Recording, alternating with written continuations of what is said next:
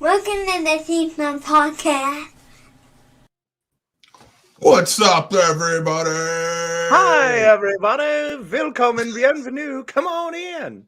I am Mcdormand, Scene Snob, and I am joined, as always, by my partner on this magic carpet ride, Mr. Casey the Madman Plot. Thank you, my friend. It's a pleasure, as always. Wonderful to see your smiling face here this Tuesday evening.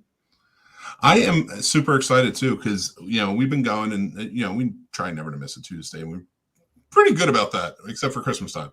Yep. We, still New Year's, so it still works. We still have that episode that week, but, for us, it's like every Tuesday, there's no real season to this. It's just us doing our thing and having fun. Yeah, that's the great joy of it. And, going on, and I feel like 2022 has been really strong for us on this show so far. We've had some good topics so far. We've had some wonderful topics, some great discussion, some wonderful debate, and hopefully a little more lively debate this evening.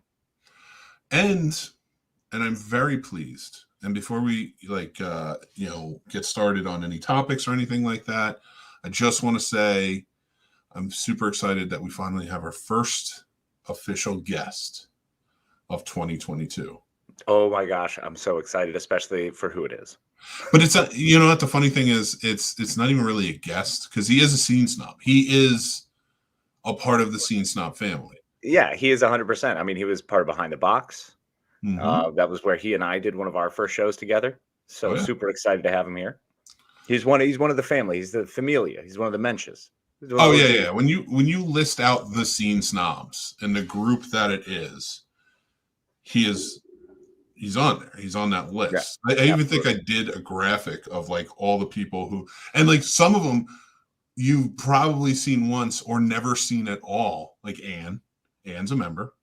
Yep.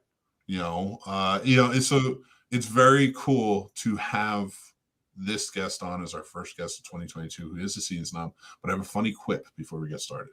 Okay. He had been joining back when I was doing a show. Remember guest co-hosts each week. Mm-hmm. He had joined in. He was like one of the first ones. He was friends with my wife, and my wife put us together. And we're like, "You're geeks. You both will love each other. Do it." And we did. Like we instantaneously. Now I had been introducing him because he had been on a show a bunch of times. Then he joined Behind the Box and things like that. And I had been introducing his name incorrectly that whole time. Yes, you did. But here's the messed up part. Jarrod, the Scene Snob, who is our guest tonight, never told me the right way to pronounce it. So I still just say, and welcome to the show, Jarrod the Bard Levon. What's up, ONG? Hey, man. Good evening, gentlemen. And I will never correct people anymore. I've had enough of it. If it comes out, Jarrod, blah, blah, blah, blah, that's me. It's not a correction to just be like, hey, man, you've been saying it wrong, which you did. You flat out on a show said, you've been pronouncing my name wrong the entire time, and then just stopped talking. You never told me. And I'm like, if he's not going to tell me, I'm just going to pronounce it the same way. It's just that's your name now. Oh, and that's how it is. With me, anyway. Dude, how you doing, man? It has been so long since I've had a good laugh like that I just never correct people again. I don't remember the last time that we spoke, but I ran into a high school friend who I told my full name once. And Jaffafa Flavor has followed me for the last 20 years of my life. Jaffafa Flavor? Yes. Like when he sent me an invitation for like our reunion and everything, and on the letter he wrote Jaffafa Flavor, and I was like, I'm just rolling with it. I'm never going to say anything else. It's you gotta be. It's once something sticks, it just sticks. It just sticks. And especially if someone identifies you as that, then Jaffafa Flavin it is. That's it. Yeah. Now shout out to Broski. Appreciate it. 20 years strong. ONG Takeshi is basically what we call him because he is a ninja. The Clown Prince. The Clown Prince. Clown Prince Ninja Killer. What? We have some other wonderful snobs joining us tonight, and Radar's here. Radar, what's up, buddy? Radar. Radar was just approved as a volunteer. He said like in 8 minutes he got approved for his volunteer on CFF, which Carolina Fear Fest coming up in May. We'll be there. Excited. Get your tickets. Lots of great, exciting things going on. So can't wait for the final week of May. Oh yeah, AJ's here. So AJ just became an official moderator of the Scene Snobs Discord. Ooh, so congratulations, buddy. He is going to help us build it up. Thank you, AJ, for that. I appreciate you. And if you guys if you want to join the Geek Society, that is the Scene Snobs Discord, and just come in and talk about all things that you love, feel free. It's a safe haven. Join in. It's a lot of fun. It is fun to pop in there and occasionally mess with people, but in a good way. Like, I want to like start tonight, the whole you messing with me with one of tonight's topics. So it's going to be good. It's good. It's poking buttons. But it's birthed in truth. And not truth. I shouldn't say truth. It's birthed in honest questioning in a way. I don't know if the best way to put it.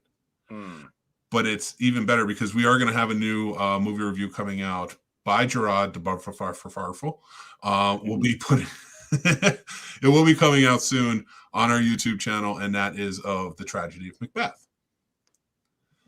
And now, starring Denzel, of course, and Francis McDormand. It was fantastic. Phenomenally shot. Yeah, gorgeous, just stunningly gorgeous. I think we can all agree, though. Do we really need Shakespeare? That's I have first. been pondering this question since I watched the new Macbeth, and I'm struggling on it. What is the actual purpose of such heavy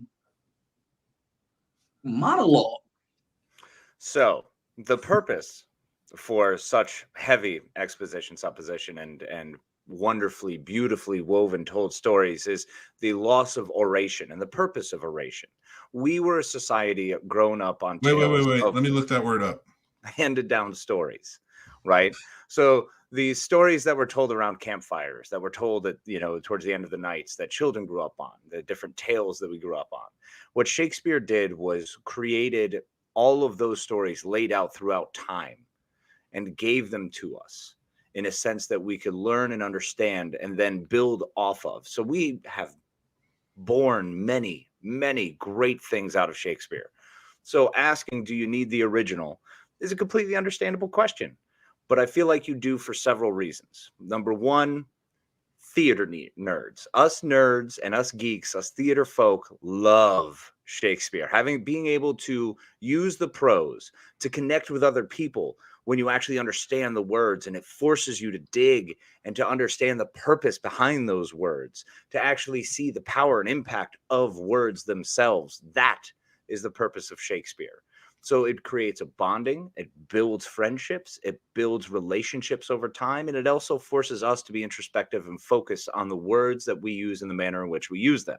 So if we push Shakespeare back, if we get rid of it, if we censor it, then we're asking ourselves and allowing ourselves to remove something from ourselves, which is that higher learning and function within ourselves to be better. So right, simply walking it away and saying, I don't want it anymore. Shakespeare's stupid. It's dumb. It's long-winded. That's not what I'm saying. That is in no way it's going to be helpful, and it is no way better. That nothing helps when we remove something. Knowledge. No, nobody wants. No, I think the topic is a little off because I don't mean it as let's take that chunk of your brain, of everybody's brain that knows that Shakespeare exists and all of his works, out. Okay. So I should have been a little more clear. And Patrick Stewart, calm down. Well, I was theater geek too. I know that the only reason that Shakespeare still exists today is because goddamn theater geeks love their superstitions. No, I do agree. Listen, Shakespeare will always have its part, and the way it crafted story and the way it crafted theater in a whole. Mm-hmm.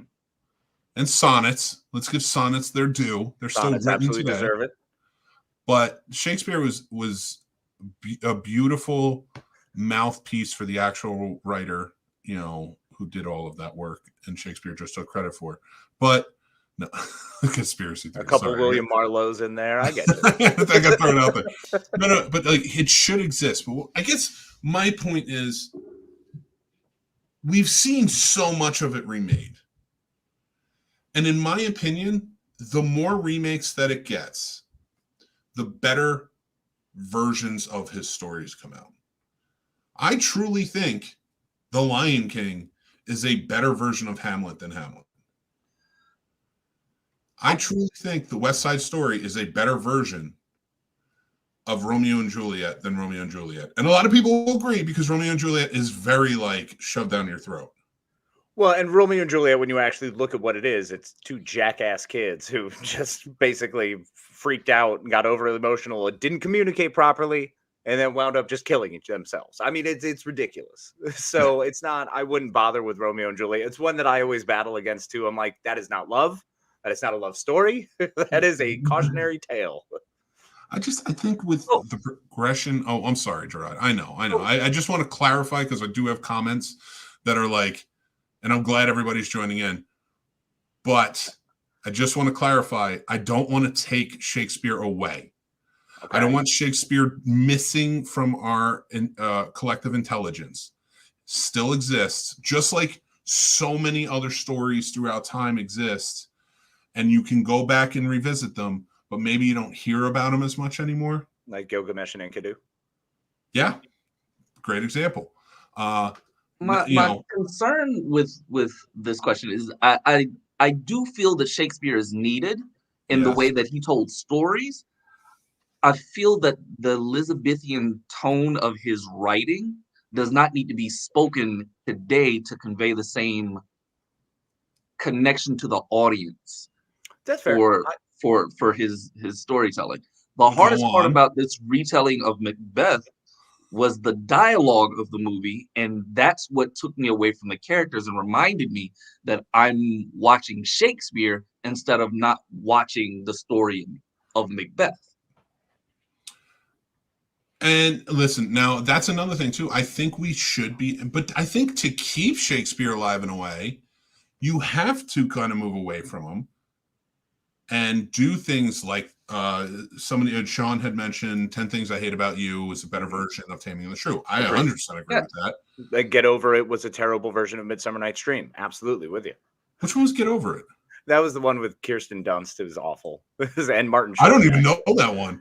Oh yeah. And all those, there was a whole crew of like 90s teen rom-coms. Shakespeare, It was great, man. Like Bob says, DiCaprio's Romeo and Juliet was the bomb. It is a better version of any other movie version of that, except for West Side Story. Except for West Side Story. I will live and die on that hill.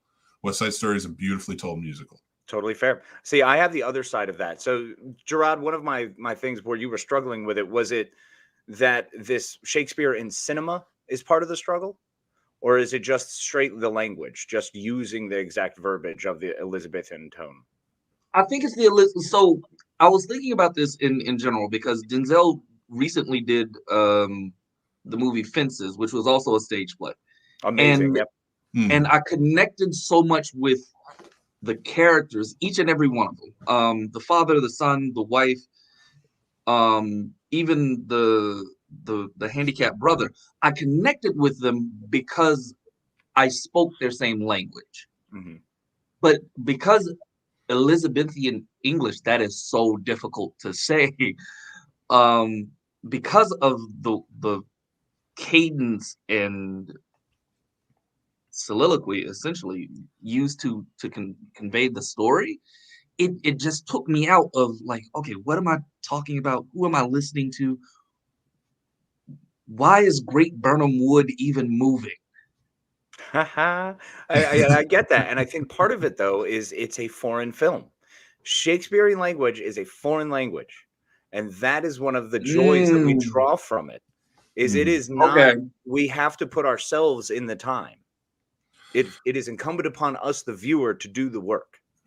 And Yeah, yes, but- that is not easy. Yes. And that does not make it the same That- enjoyable viewing experience you anticipate. You're going to watch Shakespeare. When I put Because- on a Kenneth Branagh movie, if I'm watching Hamlet for 4 hours, I did not get started on that anticipating that I'm going to watch something else. I'm watching Shakespeare's Hamlet.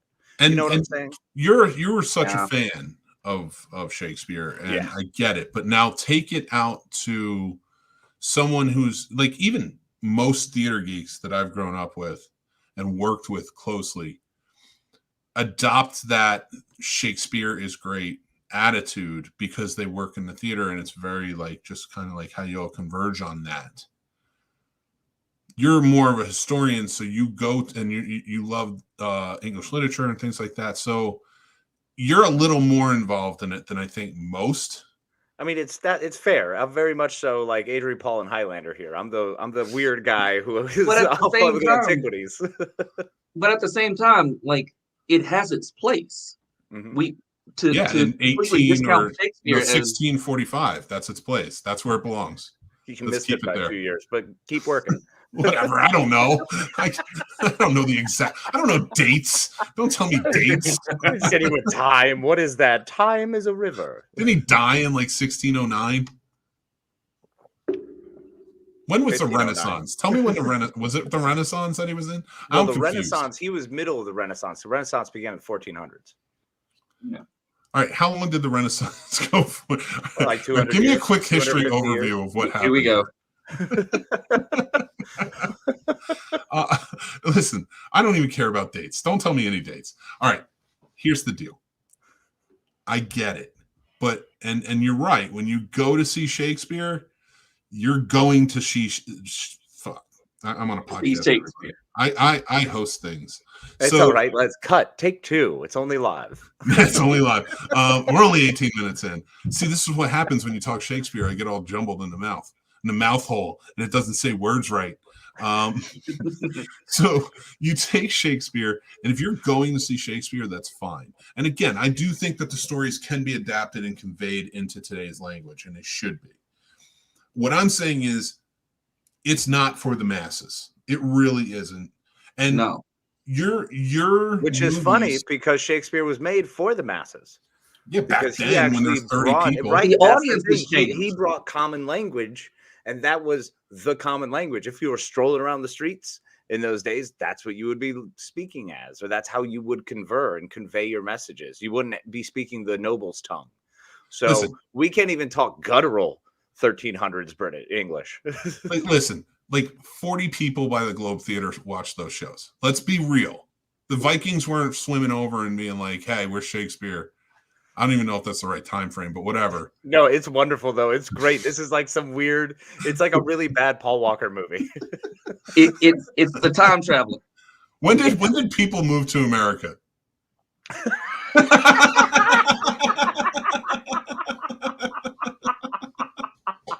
Wow.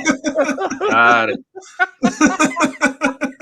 Oh, man. I mean, not the indigenous peoples. I mean, just like the white people. The 1492, wasn't that? Oh, Well, that shit, was you're right. Columbus. It was We didn't 1492. So actually- Shakespeare's we didn't alive. show up until like 1615 of Jamestown. All right, so 1615. Okay, and Radar Yeah, says so Shakespeare. right around Plymouth Rock. Shakespeare in 1616. All right, so maybe he didn't quite get to see it, but whatever. I don't even know. This has gone so off the rails. I don't even. I'm just saying that movies today need to play to their audiences. And let's face facts. Yeah, his soliloquies were filled with like 7,000 words to say, like, literally, I love you. But in today's world, all it takes is an eggplant emoji. So Shakespeare's not really who you need today. Are you kidding me? Are you saying we don't need better than an eggplant emoji? So you're saying eggplant emoji? We have gone from fucking pictograms back to pictograms, and we're good. We're Glad done. We Yeah. made that full cycle. Dude, if you don't see Fuck that language. coming on the wall, like I don't know what else to tell you. We're going to have the eggplant emoji movie come out in like the next couple of years. I guarantee it. Listen, Macbeth is great and all. I've seen it play once.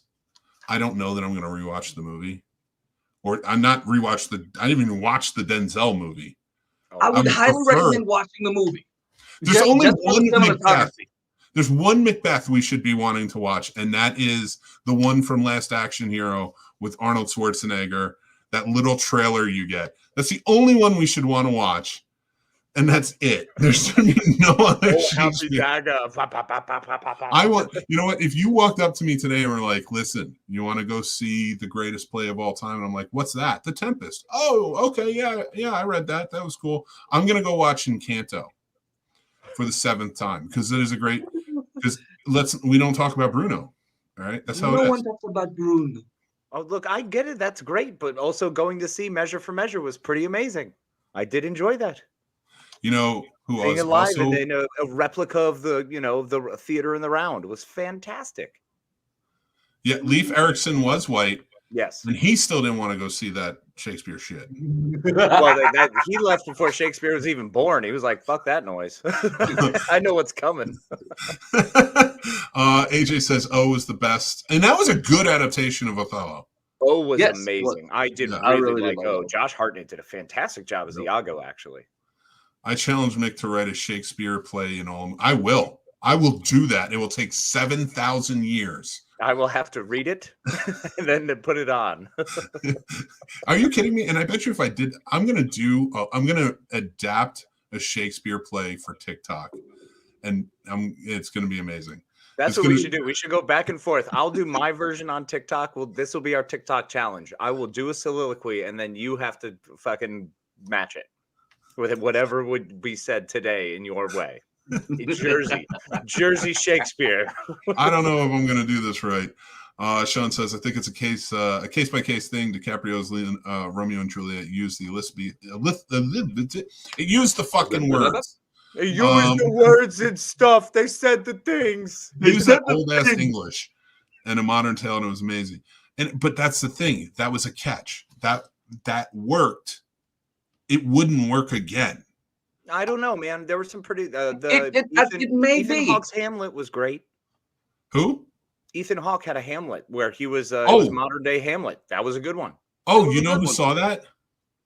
You. Nobody. The both of you. Fine. The both of you. That sounds like a skit from Whose Line Is It? Oh my God. Shakespeare as told by improv. It'd be amazing. 10 things, like we mentioned it earlier. Yeah, we mentioned this earlier. 10 things I hate about you. What is the best Shakespeare movie? Let's only talk movie here. Best Shakespeare movie adaptation. And I'll bet you it's not in Old English. Because that shit sucks. Fine. Much Ado About Nothing by Kenneth Branagh. No, you bastard.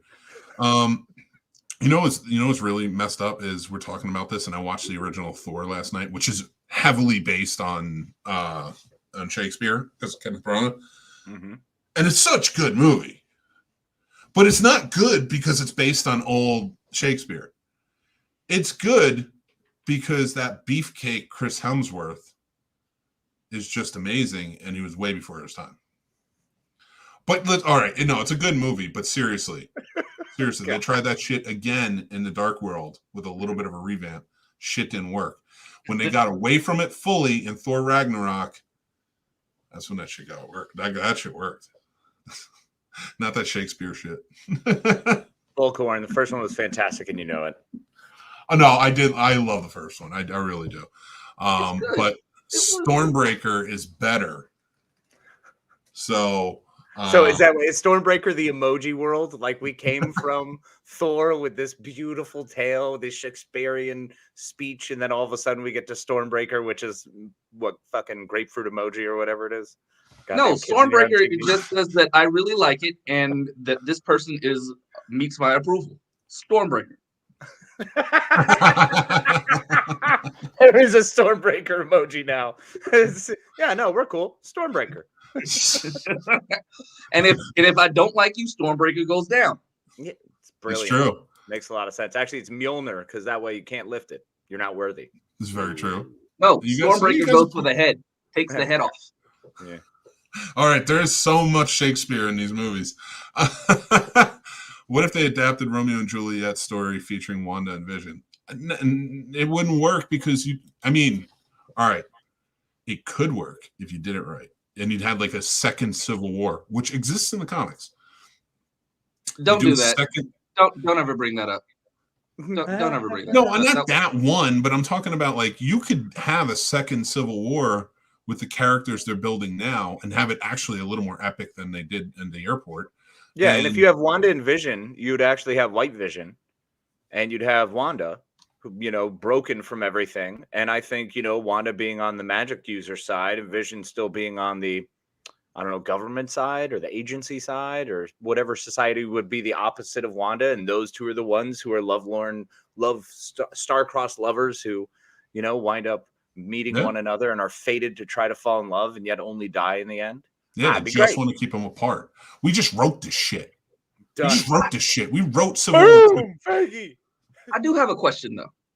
Yes. Where did White Vision get his cape from and why? Walmart. Got it. Cool. It was on sale. Because it was on sale. No, I don't know.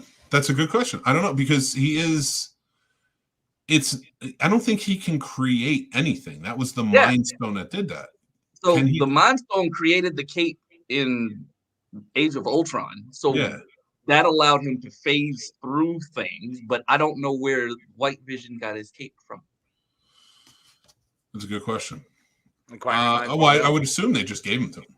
I would assume they just gave him a cape. They probably replicated whatever they had from previous Vision, and they just gave him a cape. Nanobots to, you know, materialize. Somebody in vibranium. Sure, they could. Yeah, they can. They made what do you call it? The Falcon, his Captain America suit is made out of vibranium. Yeah, but that was actually Wakanda that did that. Yeah, Wakanda has all the vibranium, but they're not giving it away to the U.S. government like that. You don't know. They were trying to confiscate his body back to Wakanda in the first movie, but they claimed he was government property. So that's why government sovereignty. Sorry, we're so far removed from Shakespeare at this point. This is the Scene Snobs podcast. That's what we do. But yeah, so I was thinking about that as we were talking, but I think that would be a good adaptation for. I don't know if you've ever actually read the comic book of. Sorry, I'm completely off the rails now. Deadpool kills the Marvel universe, but Deadpool goes back through like all the classic stories of like Ahab and the White Whale, and all classic stories, and he goes through each timeline to kill off the original the inspiration for each comic book hero so that he can eventually kill himself. So in order to do that, I think that Shakespeare still has to be in that conversation. Oh yeah, and it should be killed off. Never. No, it has to remain. Shakespeare must remain. The kid stays in the remain in order for your favorite comic books to exist. Precisely. Nah, bullshit. That was 1616. Nobody was thinking about comic books. Oh my gosh, that was when the man died. It's not even. He lived like 50 years before that. Bullshit. I doubt that. He did not know. I'm looking it up. I want to know how old he was. Like 27. Bullhorn. Everybody was 27 when they died. He also, I think that's also the inspiration for comic books because people couldn't draw mass media that often. All right. No, I mean, you think about it. How many people did you actually have who are reading Dumas, who are out there, you know, who are reading? Well, once you realize what the Count of Monte Cristo is, and once you realize what the Three Musketeers are, it's pretty awesome. And then you get into Melville and Moby Dick, or you know, you go to Hemingway and Old Man in the Sea, and you have all the classics. So of course, comic books are a great counterpoint to that because we get to dumb it down a little bit and have these wonderful characters that get to kind of play with outside of our mind with stories that are as intricate, if not more so, building on this idea of the calamity of the strife that one deals with internally, you know, just allowing us to create all this myriad of fantastic characters who struggle on so many levels, like Shylock. We struggle with him in The Merchant of Venice, and the fact that we see this person who's been beaten and torn down and just spit on his entire life. And yet when he has a moment of power, what does he do? He abuses it and tries to kill this guy. So that's not functionally, that's what you get with Magneto. You know, there are correlations between so many of these characters. No, you don't need Shakespeare. I say you can never get rid of Shakespeare because Shakespeare has made its way into all Shakespeare did was write about this stuff This stuff is in the Bible. This stuff is everywhere. This is way before Shakespeare came along and was like, I'm going to make it pretty with some nice sounding words. Yes, but he wrote about it in such a way that he affected so many people. So Shakespeare's a tabloid writer, is what you're saying. What? No, he wasn't writing for the National Enquirer. You'd have themes. nowhere near that. He was serialized at best. He But he was a playwright. listen, You know that. Listen, tabloids of the day were basically Shakespeare plays. Here's why. I'm going to get there in a few steps. And I do agree with the What If Zombie episode being Romeo and Juliet-esque. Yeah. Now, back in the day, people had information traveled a very long time. It's not like it is today where it's one click and you're there. So, if you had a tabloid, it was people writing plays about stupid shit going on. Like, oh, the Queen's sleeping with who? Oh, and then Shakespeare would write about it. And that's how you got the information out. See, that's what you're, I think, underselling is the fact that there were playwrights like that. That Shakespeare was not one of them. He was That's why one of his them. stories have lived on the way they have because his tabloids were Henry V, Richard II, Richard III, all of his histories. All of his histories are that. You're right. His That's tabloids, what he's writing. Those tabloids were about how great the English monarchs or how shitty the English monarchs were at that time. The more popular ones obviously got better stories. You're 100% right. His tabloids were not the National Enquirer. His tabloids were like the TV Guide version. It's a gossip. It was like the Talk Soup on the E channel. That's who Shakespeare. He was higher up. His level was like keeping up with Kardashians and shit like that. Like very he Joel was the one that was McHale, doing obviously. well. Yes, we figured it out. Joel McHale equal to William Shakespeare. That's absolutely. That is 100% it. Clearly. Yes. Talk soup. Well, all right. Maybe I'm in a little far with the Talk Soup, but I used to love that show. That's a great show. Oh, it's a great show. Started, man. No, but like a little far with comparing Shakespeare to it. But Shakespeare was basically a tabloid artist. That's all he was. You're trying to diminish it. You're just not going to. No. That argument's dead now. It is a dead argument. We're going to move on to the next thing because I still maintain personally that I don't feel like we need to remake Shakespeare verbatim. Mm-hmm. I like the adaptations. Keep them coming. Keep people aware. I still think he should be taught. I don't want to censor anybody or take anybody out of the equation, but I think in today's day and age, it's a little outdated to kind of in this progressing world.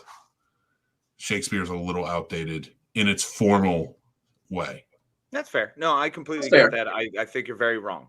That's fair. I on the other side of that and of the Kenneth Branagh mindset, I think we need one bright shining light of a person to keep bringing it to the masses and keep updating it and bringing it through a new media. That's all it is. It's just bringing a new medium and just saying, all right, well, here's movies and here's a different version of it. And here's an updated version of it. We got that. I think the tragedy of Macbeth was stunningly gorgeous. I think it was a wonderful update. It was a really true, powerful piece of cinema while bringing back that Shakespeare that we only get every so often. And I think it's well done. We get to see these actors, Brendan Gleeson, just strutting his chops, just showing how great he is and how fantastic. That's one of the reasons I love Shakespeare is it gives a chance for actors to really strut their shit and show off.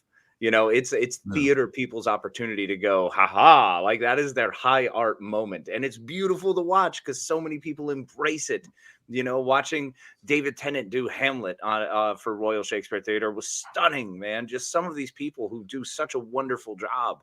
So I will continue to. All I can tell you is there needs to be Shakespeare. It needs to be coming out. It's not going to be mass media. It's not going to hit, and it's not always going to make you millions. But it's a beautiful thing, and as long as it keeps being pumped out, I'm a happy camper. So all I can tell you is the Bible has been rewritten 56 million times to adjust for its audience.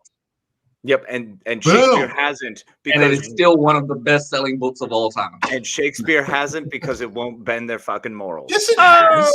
Yes, it has. We just talked about bullshit. Here we go. We just talked about. I mic these assholes. So we just talked about how it was adapted. You gotta. Oh, I think I can unmic. I can unmute. Okay, good. We just talked about how it was adapted over and over again, and it's getting better with its adaptations because it's movie dated. versions, interpretations. All right, fine. Interpretations are better though. And listen, don't get me started on the Bible, but that's a whole different conversation. But I will say there's a place, just like everything else, like for schlocky drive-in movies and everything, all that stuff. There's a place for everything. And of course, there will always be a place for Shakespeare in its true form.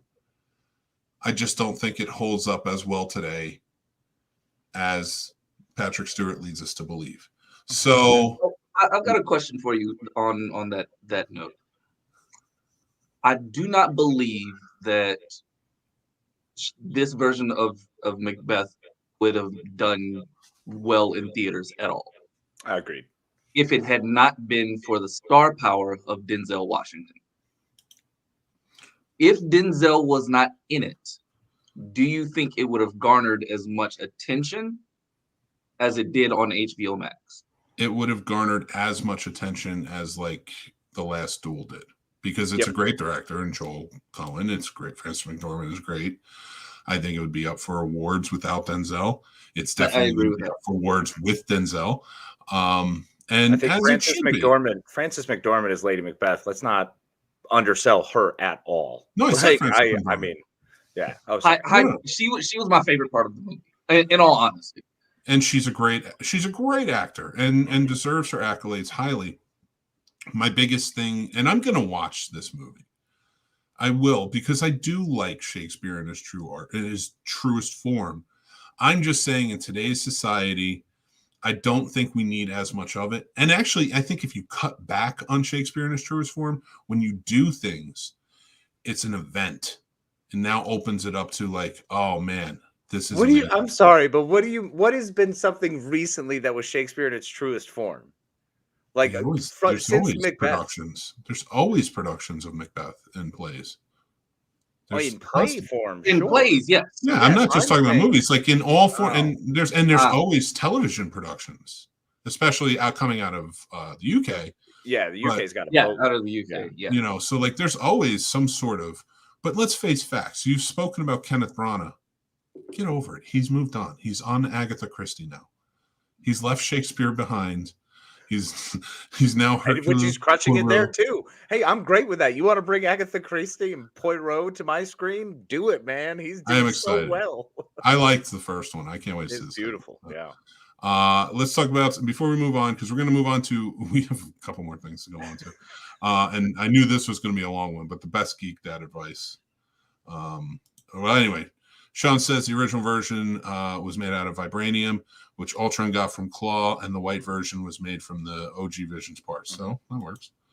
Bub says cheaper to use same render 3D model of the CGI team, probably. Hence the cape. I love it.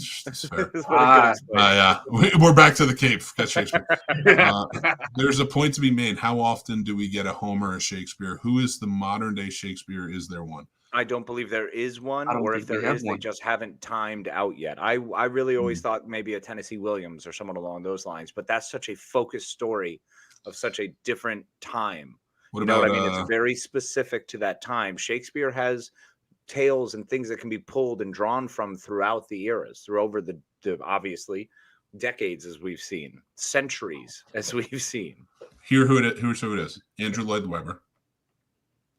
Okay. And you got to remember, we're living in the time of these people that I'm going to mention. Like, granted, some have passed away, but we're still influenced by them in existence today. Okay. Whereas Shakespeare has lived on. I think down the line, when our great grandkids are running around, these people are going to barely be looked at. Andrew Lloyd Webber, Roger and Hammerstein, Walt Disney. Yeah. Is going to be a huge influence on many, many things. Now, he's going to become godlike when you get to the great grandkids. Like, this is who Walt Disney was, and he was the greatest human being on the planet. And it was like, I mean, okay. You have to always remember there's a very strong necessity to separate the artist from the art. Yeah. Shakespeare is a prime example of that, and we get that a lot. Where if you try to pay attention too much on who the guy was, you're probably not like a drunken philanderer who was, is not really a nice guy who stole people's ideas and properties, but whatever. Yeah. So one of the ones that actually came to mind right now of a course that you could actually study are the Wachowski sisters, for their No.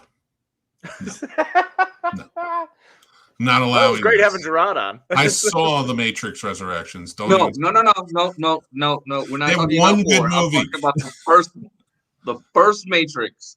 That one could be studied in film schools. But and talked about. You can study that one good movie from those directors. That But one in their like, entire filmography. They have the others, but just like Shakespeare doesn't have, like, he's got a ton of other works that aren't. We've moved on from Shakespeare. We've moved on from Shakespeare. We're back.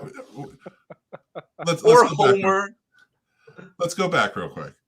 Name another movie with a straight face the Wachowskis did that was actually good. The TV show Sense8. Name another movie, I said. I know, that's why I can't. I got to move. Sense8 I'll give you. Sense8 I will give you, and I wish it went on. And I think their long-form storytelling works. I think they proved that with Sense8. But they have not made another movie that was really all that good. Beautiful. Great eye for filmmaking. Will Scorsese be up there? I think Scorsese could be. Scorsese, especially his early stuff, could be studied, but I wouldn't put it. And I did. I was in film school. We did study them, but scenes, and writing and editing, especially editing was kind of like Neil Simon as a playwright. He's got portions of plays that are good, but overall, if there's he did write. I mean, Neil Simon's responsible for what, like 100 movies or something ridiculous like that, for 200 plays, some ridiculous number.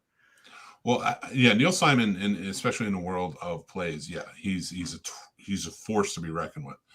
I just think that he is such a niche. Like, people who understand the theater world, like you just said, and you understand, like, Neil Simon is a big deal. But he didn't make movies, really. They were made adaptations. Right, exactly. He was never a big filmmaker. And same with August Wilson and Fences. There's people who have amazing stories, but we never actually get more than that. Shakespeare has he has collections upon collections of comedies, dramas, histories. Like, you can each segment of his great works have great works within them. And so he has multiple layers. So to find someone who has such layers, I think, is difficult. That's why Deshaun's question, I think it's a great question, and it is always a fun one. Who would be that now? Who would take over that mantle? I think I know. Okay. Somebody who will go on and be studied, and their entities that they have created will stand the test of time in entertainment. Quentin Tarantino. That is a good one. I think Quentin Tarantino, and like you said, really has created so much within his world. Yep. That could be adapted or brought on. But he's only made like 10 movies. And they've all been in his world. I think it's very important to note that too. Yes. Yeah. So I do like Sean's answer of Lin-Manuel Miranda, but he's got to do. Sean, that's actually a really good one. Let's see in the next 5 let's see how much more he's got. That's the big thing. If the man has another 40 years pumping out these hits, man, easily. Music-wise, yeah. That's what I'm saying, yeah. But let's see how he does, like you said, because really, play-wise, he doesn't have as many of, you can compare to a Shakespeare, but he could down the line. Sure. Kathleen, oh boy, what did I just virtually Hi, Kathleen. Hi, Kathleen. AJ says, yes, Sean, there's Kala and George Bernard Shaw. Again, I don't think their influence, and like you said, Tennessee Williams, I would say Mark Twain's influence is a lot deeper. Yeah, fair. I mean, notice how we've just brought up Southern white racists. So as long as we're all aware that's. And welcome to Black History Month. February 1st, baby. No, listen, there's so many.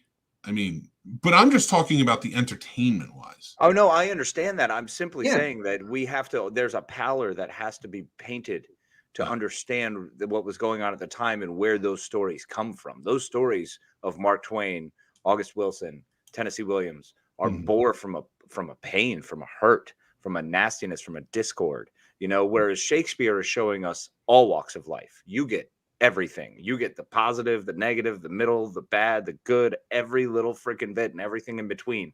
The guy you think is supposed to be the hero that you're cheering on halfway through is the one who's murdering everybody. So like, you know what I'm saying? It's not great.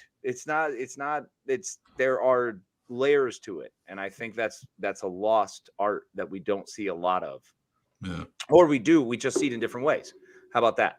We see it in a lot of different ways. We see it on screen. We see it in television. We see it in movies. We don't see it that way anymore because people aren't writing for that anymore.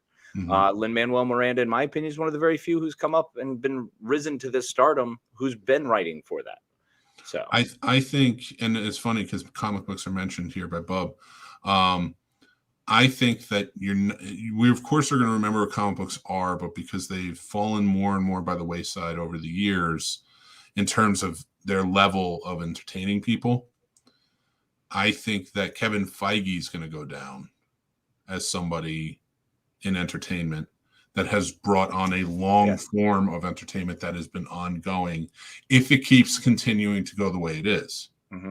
If you get 20, maybe 30 solid years of comic book superhero storytelling from him, and it's entertainment, and it's making the billions that come out and things like that and telling fun stories, 30, 40, 100 years down the line, you're going to remember that.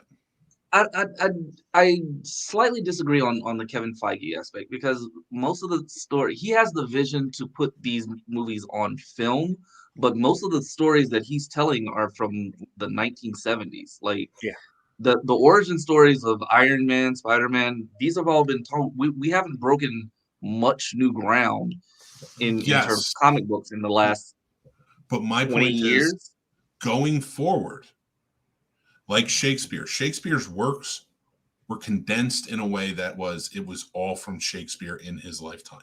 Like there's so many writers who created characters like the Tom Clancy's who created the Jack Ryans, or the Lee Childs created Jack Reacher, or any other like famous characters in books. And they're going, they're now making movies, TV shows, stuff like that. But you may remember the person who created them, but those books are still going on because of other writers. You can't fathom. You'll remember Stan Lee. Yes. You'll remember Jack Kirby. Yeah. But a lot of people aren't going to remember Steve Ditko. A lot of people aren't going to remember Joel Schuster and I can't even remember Joe's last name. Nobody really knows Bill Finger. They remember Bob Kane for Batman. And Bill Finger created Batman. You know, under Bob Kane, he was red and wore a little Lone Ranger mask. You know, so what I'm saying is Kevin Feige is going to be known as the helm, the master who put it all together and kept it going. And yes, a lot of these stories are adapted from works that have been around for 40, 50, 60, 70, 80 years. But it's going to be remembered as movies because that is a more powerful medium than comic books are right now. So 100 years from now, people are going to remember the movies because that's what's streaming. You may not have comic books readily available. That's possible as long as we don't all nuke ourselves. I mean, that's totally plausible. Or let the robots take over us. Man, I'd be great with that. Then we just sit in and VR all our lives. Let's roll, baby. Which reminds me and brings me back to AJ's original comment about Shakespeare.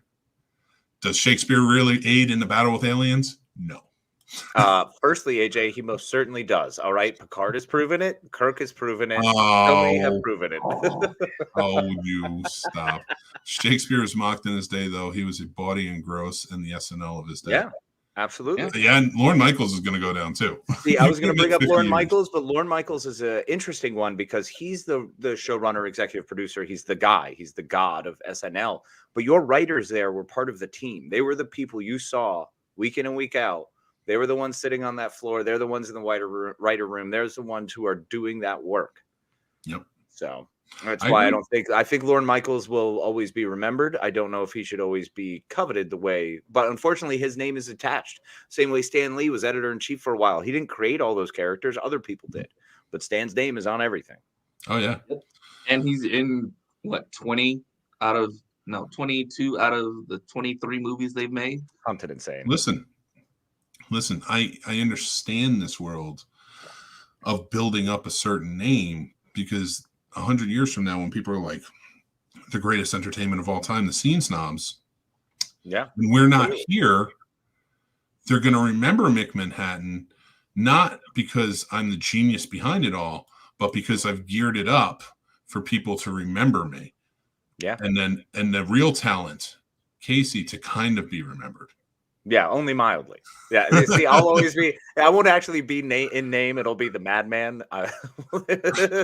They won't actually remember. Well, there was that other guy. There's gonna be podcasters who call themselves the Madman and Guy Casey masks. That's what I'm gonna call them.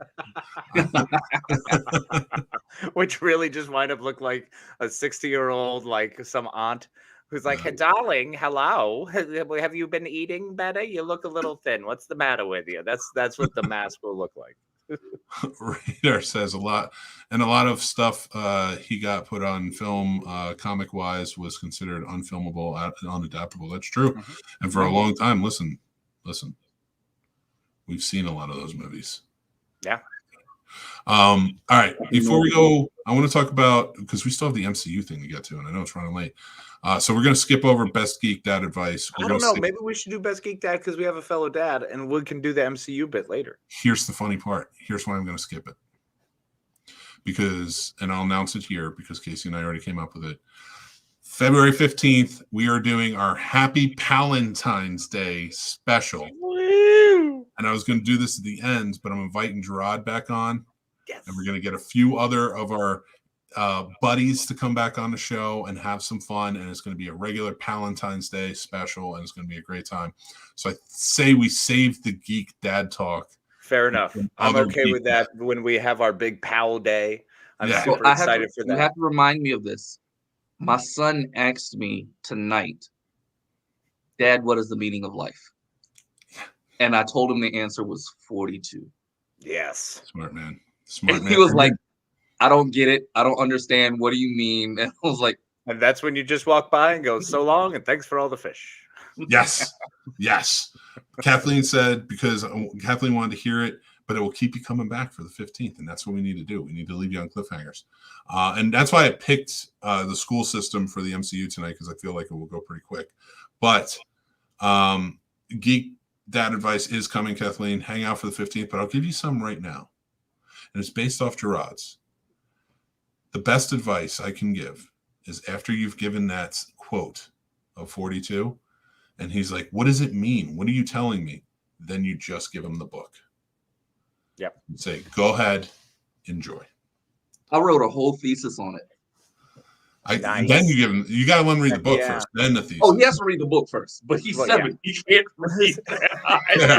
Fair. That is a heavy read. Maybe watch the. All right, let him watch the movie, then maybe the TV series. Then read the book. No, I'd say best advice I've got. Aw. Yay. Well, then you'll be there for Valentine's Day. Exactly. Women are included in that. Absolutely. Hey, we can all pals. Doesn't matter. Sex, gender, race. We're all pals, right? Use this stolen literature. Disney and Shakespeare had more in common than I thought. That's true. No, 100%. Yep. Hey, it's public domain. Disney can use it. Same thing. It's all right. But my best piece of Geek Dad advice, just briefly with our 1 30-second bits, is just going to be embrace whatever they love. Embrace their fandom and help them embrace their fandom. That's it. All right. That's good advice just for life, but just save it. See, you had to go there. I was going to ask you what your favorite Shakespeare works is. But now you can't answer that. So let's move on. Sure, I can. No, there's much ado about nothing. Much ado now. What do you got for me, Jarrod? Hamlet. Julius Caesar for me. Nice. All right. We are moving, and if you haven't seen it, find a copy of the stage play of Denzel playing Julius Caesar. So it's Denzel really was also in Much Ado About Nothing. Oh, he man. was too. Yeah, he's done a lot, man. He's done a lot of Shakespeare. Theater actor. He is. So MCU, as everybody knows who watches or listens, we are doing our MCU series. This is phase 1, and this is where we discuss the world universe of the MCU from the everyday lives of the people who have to live in it. And this week we're going to talk about what does the school system look like in the MCU? Troubled. Like, so we kind of we touched down on it a little bit in the movies with Peter Parker and how his school is. Now he's got a very special science school that he goes to. Mm-hmm. But I got to ask, what are these subjects teaching now? Like, what does history look like now that we have Thor and Captain America and so many others? Well, history is pretty easy because Nanotechnology. history just changes with wherever they're at. So you still have the same history from where you've come from. Now you're just saying, oh, hey, remember those stories from Norse mythology? Turns out that Rainbow Bridge thing was real. They weren't just all on shrooms. And then there's But also that as much as the post-blip and pre-blip timelines.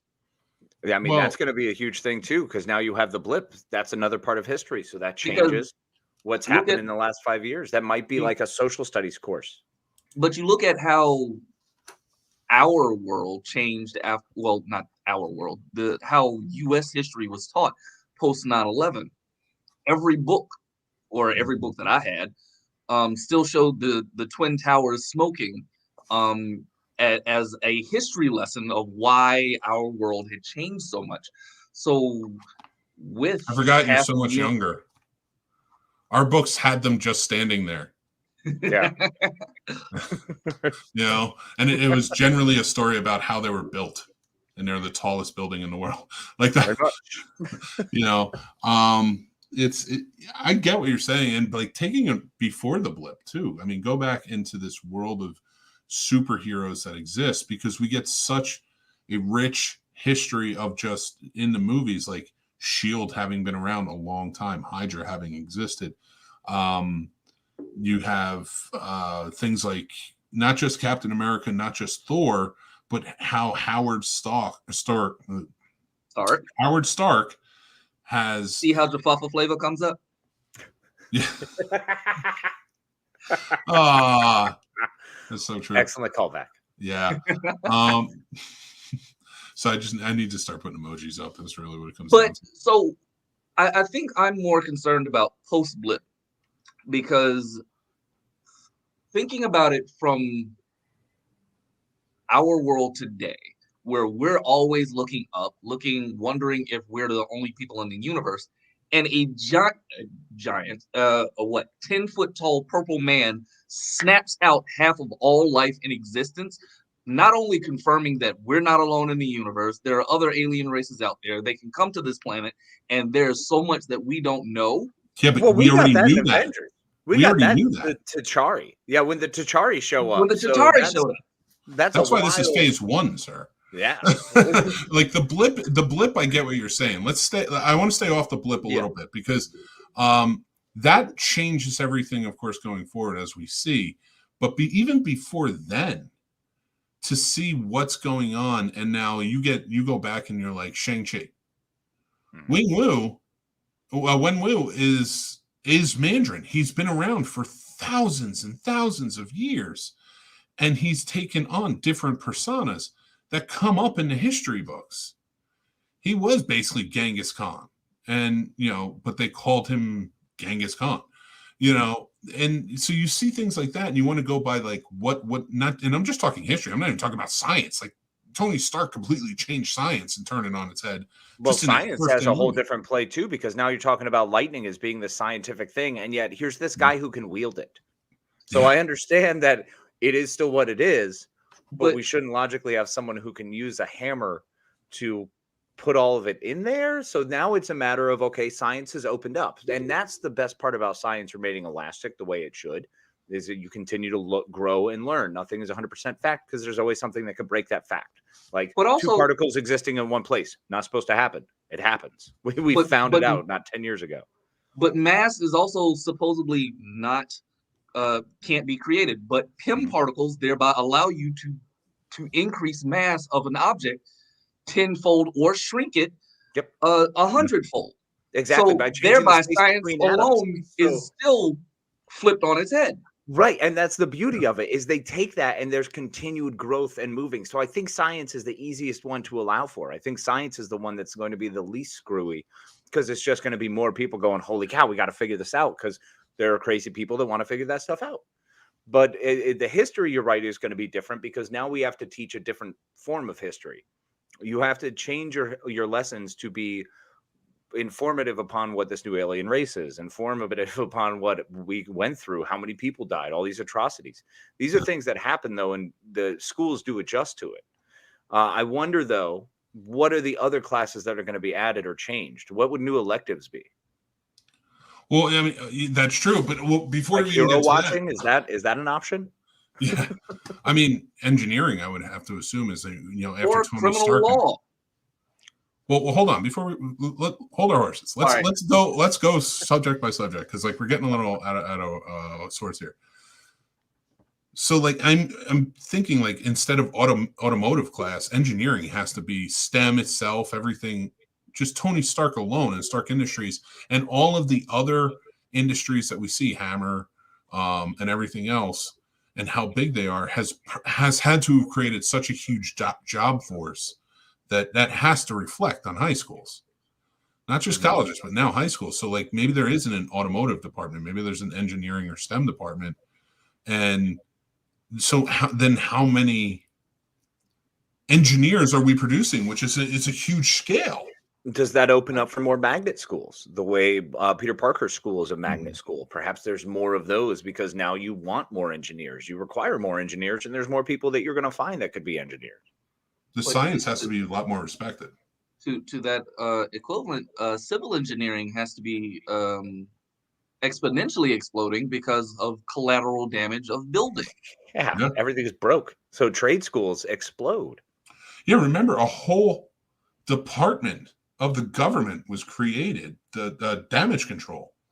That's who arrests Peter Parker in A No Way Home. Like it's not the FBI. It is damage control arrests him, and that's because they're the ones who took control of all the Chitauri equipment for Homecoming. Yeah. Yep. Yeah, right out of Mr. Toombs's coffers. Yeah, took all of their jobs and all of their money. So their engineering jobs were essentially put in jeopardy. But that work still has to be done. Oh yeah, and so now you have such a high level on the sciences. What does storytelling look like now? What do the English classes look like?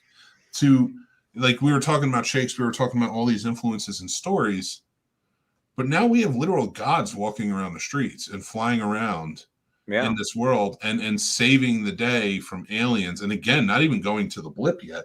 Just talking about Ultron, talking about like all that and the philosophies of it. A superhero created by a bad guy of Ultron and Vision, the Scarlet Witch and how powerful she is and what she was created for.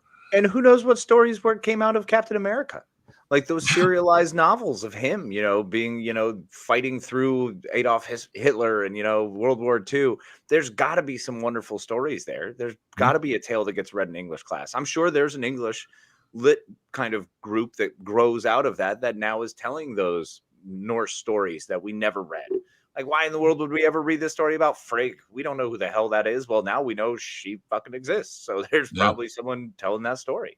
But I think at the same time of those, for as soon as Thor touches down in the middle of New Mexico, we have to start bringing up all of those other random, miscellaneous, smaller stories to make them not so much real world news, but to keep the youth essentially engaged in class of what else is possible. So let me ask you this then. Now, remember, we're talking about the school system here, and you want to say that the school system is going to adapt and learn. How do you get teachers ready for this? What do you teach? How do you get college courses ready before? And I'm talking about like for adults who are teaching now to be able to keep up with the ever-changing world, because really within that 10-year period of time, it escalated. Yeah. Or accelerated, I should say. Thankfully, we do have the internet. So I think a lot of teachers will be able to learn or be able to get brushed up or refresh on different courses and say, oh, this is good course material. I'll take this course material or try to use this stuff. And, it takes research. And unfortunately, teachers, the unsung heroes, hopefully they get paid a lot more. But hopefully that happens in the doubt MCU. it. Hopefully But they also, are rich.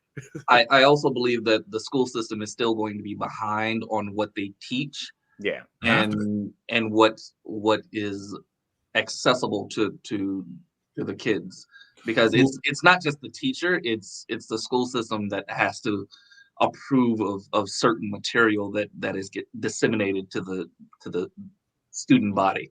I mean, we live in a world where not just AI that's much more super powerful than anything else exists, but we have holograms that exist, things like that are coming out more and more. Look at what Mysterio put together.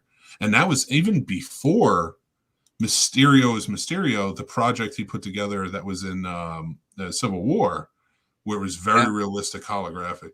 Mhm. Stuff like that has to shine through into the school systems. But now, and I hate to be that guy, but I have to talk about it, especially considering we're all from Virginia. And we have a governor here who has a snitch line for anybody who teaches critical race theory to get snitched out on. Now, I'm not bringing this up to get political. I'm bringing this up to say the school systems are affected by our governments. Yes. And that's why I was bringing up the school systems instead of just what do the teachers teach. Yeah, and that's sort of like where I wanted to get into on that, and we're going to get some of your comments, I promise, guys. But so we know that influence now in 2022 that's happening. Now you take it back to when Hydra was still a part of the government. And like you have to, and it was a part of the government, not just Shield. Yeah, they were in the Gary middle of Shandling's Shield. They were. I character- mean, what, the one guy was a senator, for fuck's sake. Yeah, he was. Gary Shandling was a senator. So there are impacts on our school system, and how many of them are like, don't teach this, don't teach that. You can teach the fluff about Captain America, but don't teach this because we can't have too much getting out. And it affecting the school system going forward and holding people back essentially in this ever-changing, escalating world of just aliens attacking, forces from like thousands and thousands of years ago waking up, things like that. Well, it's going to be wild because you do have situations in a New York school district where how do you hide that? No. You may have lost a parent to it or someone and love versus someone in Nebraska who has no clue, and it's all hearsay and it could be lies.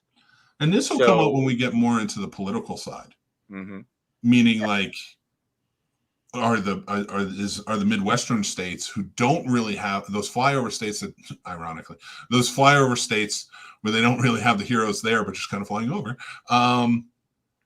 Do they believe the same things because they're not there seeing all of it? Well, they're still technically subject to the same falling debris that could fall anywhere else. I mean, they're still subject to the same news also. So you're going to have people believe what they want to believe and in certain areas. So tell me again, Jarrod, about that news that's keeping everyone up to date with the same information. So take for instance, right? And I don't know, this is more I think we're in phase 3 than phase 1, but look at how the teachers, Peter's teachers looked at him when he returned to school after they knew he was Spider-Man. And think about how certain teachers are going to idolize Thor, Tony Stark, and their materials are not supposed to be taught in those schools because those states don't have the budgets for those. Or like what say I hate to bring this up, but West Virginia wouldn't necessarily teach the same nanotechnology as say California or New York. So you have teachers who are like, well, this is all really good information and I want to talk about this. And then you have your CTR hotline or technology hotline for the MCU that's like, oh, well, this teacher is now teaching things that are going to discourage and move children out of our state when they could be adding to our growth economy as well. Absolutely, which is a big part of what the school system is meant to do. So if the school, if their state is saying, hey, we need to actually focus on this part of the technology or this part of the realm, and this is what we're going to focus our kids teaching on, then you're going to be stuck with that kind of situation where you are messing with more engineering and more what their future is going to be, but it's in a tighter realm because you're still not messing too much with history. The same literature still exists. History is much more of a social studies. It's much more of a recent history kind of class. You know, it's not something that you're going to have to go back hundreds of years and rewrite every text. No, it's just a matter of, okay, minor adjustments as we grow and learn. Yeah, they're not going to, nobody gives a shit about that Shakespeare stuff. They're going to want to. Yeah, fuck that, man. They're going to start listening to cool shit. They want to read all the new fancy stories from, you know. We know Shakespeare exists because Tony Stark quoted Shakespeare to Thor as much as he could. So you have to know it. So, but regardless, I think in the states like the West Virginias, things like that, that were states that predominantly their income came from sources of power, coal things mining, like that, like power, the coal mining, that no longer exists. As soon as the arc reactor was invented, that doesn't exist anymore. That's And true. Yeah, once the arc reactor has statement. removed all that. Yeah, I disagree with that statement because Tony Stark did not allow the arc reactor to be sold outside of Stark Technologies. No, but he allowed. That's why Implemented Hammer himself. Technologies tried to do it on their dime, and they ended up killing more soldiers than they helped. No, but you remember in Avengers, he is under the water, he's setting up the reactor underwater for the entire city of New York to have sustainable power source, and that is why New York is the hub, because it has that much power to draw on to open up the portal. But it still powers today everything. And he did that, and he did it without asking. So that way he could say, I want to do this for free in all of your cities. And I would be hard pressed for a government that especially goes to him to help get the Sokovia Accords figured out, wouldn't allow for that type of. At this point, there's enough money to go around everywhere. I don't think that. So again, looking at U.S. law for monopolies and fair competition, I don't think that they would allow it. But what happens to U.S. law when superheroes are running around? The Sokovia Accords. Who's getting elected changes, though. The Sokovia Accords are just looking for oversight. That's it. Now, of course, we say that, and there's a lot of people who have said that throughout history, and it wasn't just it. But true. But so I think that this also brings up the point of. And again, it is so hard to stick to just MCU Phase One, but you look at the Red Soldier, Red Guardian or Winter Soldier? Red Guardian, the Red Guardian for Russia. At that point, every country is going to look to make their own superhero team. Yeah. They don't have to be first. They just have to have a security place in transit, because that changes the landscape of war. But we're gonna get into this when we get into the more of the politics and the world governing sides. But especially because we can go on and on about that's exactly what Bruce Banner was trying to create, was a super soldier type of serum off of gamma radiation. Mm-hmm. And it affected him and made him a monster, so the governments don't feel they can trust him. Thunderbolt Ross, who has a lot of influence in the government, isn't going to allow, he's going to put a stop to many of the governments trying to do that. And I can't wait for the episode where we talk about the Cold War just on its own. What that Cold War must have looked like. Just that opening scene of Black Widow alone, like, completely throws everything for a loop. So, and we will continue on with that. But I do think the school system, I really truly think that the school system in general, just based off of throughout the Infinity Saga alone and that starting of everything, is completely screwed for now. See, I disagree a little bit, because I think there's only minor variations. You have more power. So let's say the Tony Stark power thing, that means that's a whole chunk of our lives we no longer have to concern ourselves with. Also does mean there's a whole new industry that has to be swapped over.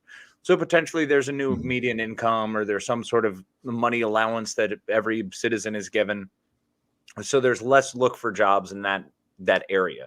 But it should open up and help for things like school lunches. You should be able to get a lot more school activities. With all that extra influx of money, you should wind up being able to have all of the musical and all the art classes you want. There should be an increase in those opportunities, because we have all this extra money. We have no need for this extra battling over power. So theoretically, we should be heading towards more utopian society. But you're forgetting that school systems money and budget is based off of property tax. Mm-hmm. So the higher the area that's collecting, and and you have to assume like certain specialized schools like Peter Parker School is open up because let's face facts, Queens property tax, you're probably paying a pretty penny, but it ain't all going into the schools, and especially one school. You have a lot of schools in there. So, yeah, once again, the magnet schools, you're going to have those popping up more and being more popular of an option. But you're leaving so many other kids out.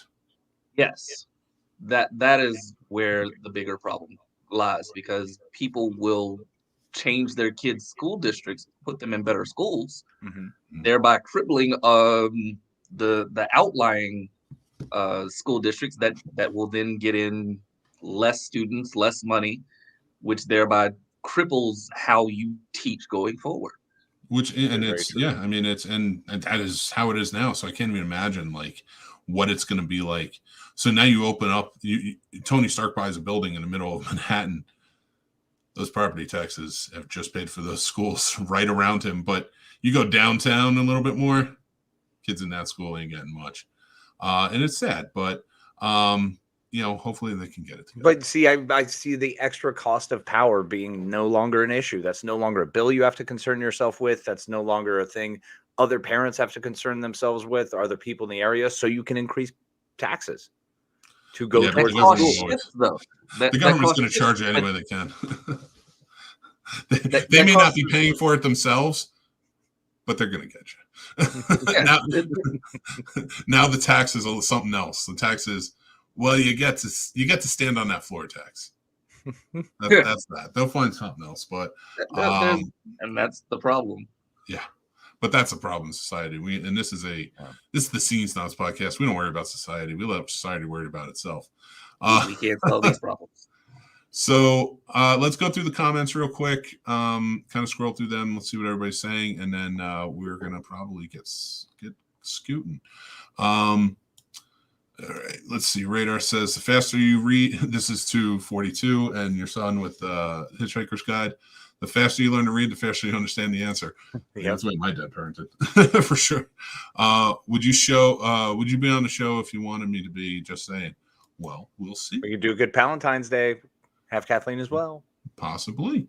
Apparently, you get an MIT or you're a loser in the MCU. Yep. Oh, that's in real life too, Radar. I'm a loser. It's cool. Oh God, shut up! I went to. Well, these guys got in. You didn't go to college. I went to Full Sail, and you still are better off than me. So I don't want to hear it. It's so wild to hear someone who learned about 9/11 in a history book. It is. Actually, when you said that was a little jarring to me. Yeah. And you're not that much younger than us. So it's a weird divide. It really is. Mm-hmm. It added an element to this. I really appreciate it. Think of Xavier's Academy for the Gifted. No. I always do. I think I want to be mutants. There. I think that's exactly where I want to be. You shut your hole. The mutants. No. Shut your hole, Mick. It's a beautiful, wonderful place in Connecticut. No, it's not Connecticut. I thought it was upstate New York. It's Connecticut. New York. But I still say, because he grew up in Connecticut. So no, it's not. It's upstate New York.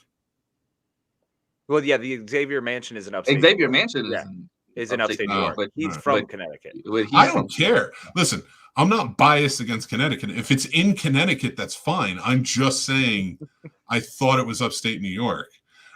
Like it's not a whole thing. Like, it could take place in this literally the town that they shoot every Hallmark movie in, and I'd be like, all right, whatever. Yeah, New Haven, I know it. Those would make those movies way better. You've got a marble giant head and a head in the ocean. That's true. That does change. That is absolutely terrifying. Yeah. But that is the thing. The school system is teaching history as people have known it. It is dramatic irony because we know about histories that these people still don't widely know. Fair. I mean, look at the Eternals alone changing history. Yep. Yeah, I mean, changing who Gilgamesh and Enkidu were, where these stories come from, who were the heroes and the tales. Like, it's fantastic. It's fanatical. It's literally made Gilgamesh a superhero, which, again, I understand the irony because he was like the world's first superhero, but widely considered. but a superhero on the level of the superheroes that they are encountering every day. Right. You know, Kevin Feige will be remembered for making good movies and also messing up stories. We won't talk about the Fox Sony botched it all. He didn't botch it. He didn't botch it. I don't think. How do you sell comic books this world? We went over that one. Radar. Can you imagine reading about Cap in history and all of a sudden he's on TV? Yes. Right. That would be awesome. So you got detention, huh? God, I love that. You messed up. Little kids' assignments of what do you want to be when you grow older went from I want to be a firefighter and police officer, and I want to be Iron Man, Spider-Man. Yeah, it's still how it is. Come on, Deadpool, you know this.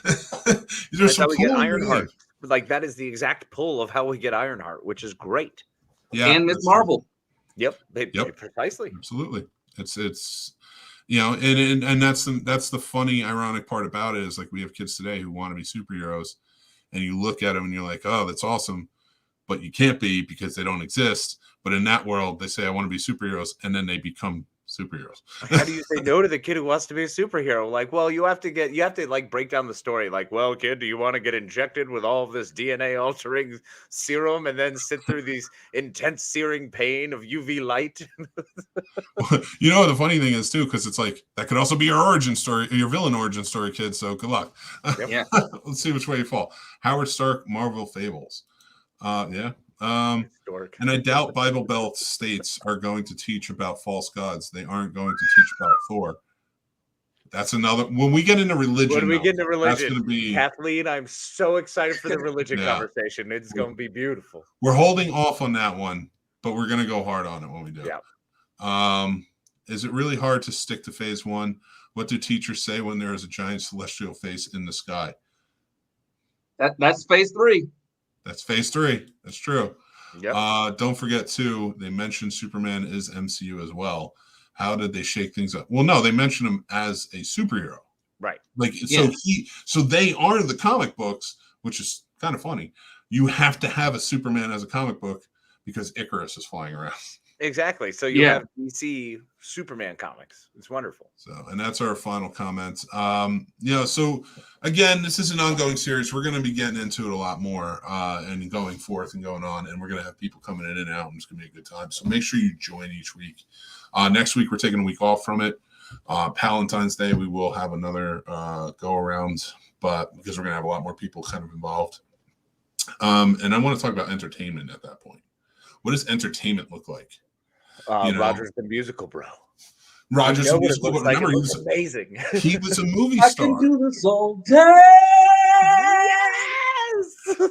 We are getting into it. It's going to be a lot of fun.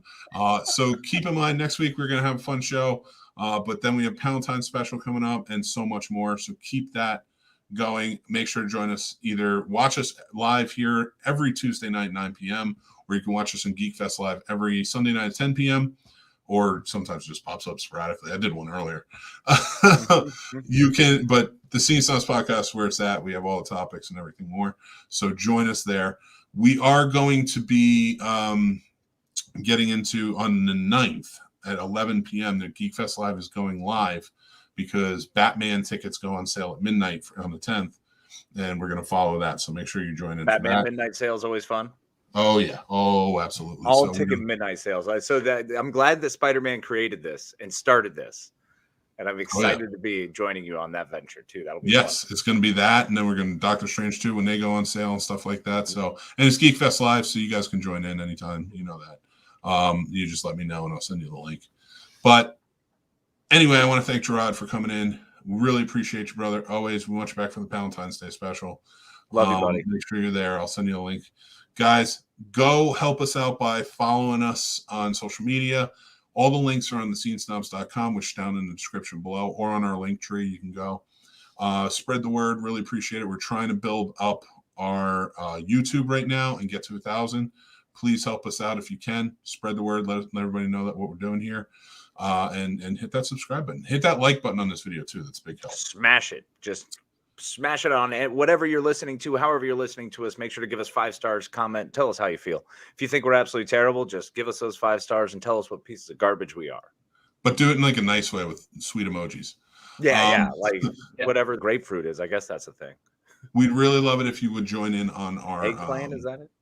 The eggplant. Yeah, it's the eggplant for the dick, and then it's a peach for a vagina, I guess. So the grapefruit was. I thought that was never A mind. dong. No, well, it's supposed to be for. I'll tell you offline. I'll I don't say it. understand It's saying supposed that. to be for the vagina. No, No, Oh, the no, ass. because the peach is the butt. I'm gonna Yeah, guess. I'm gonna guess it. It's gonna be for. Is it a dog's vagina?